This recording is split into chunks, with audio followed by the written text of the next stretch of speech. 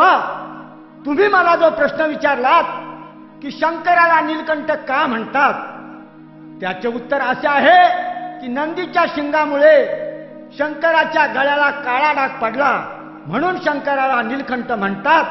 ओ, हेच तुमच्या प्रश्नाचे खरे उत्तर आहे.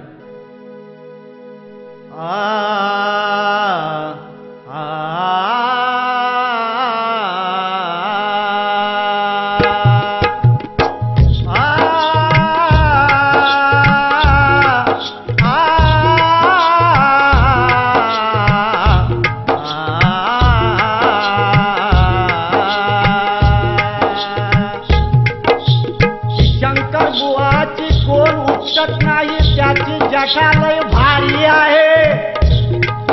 आणि सावध रागाने कर बुवा, याव याव करू नको, शंकर बुवाची बारी तुझ्यापेक्षा नक्कीच भारी आहे.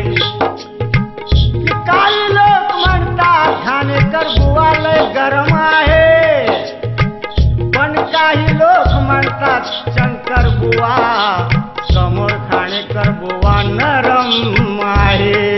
म्हणून म्हणायचं आहे काय, आजी भले भले शायरे झाले आणि तोंड करून गेले काळे, असा दणका माझा अरे असा दणका माझा.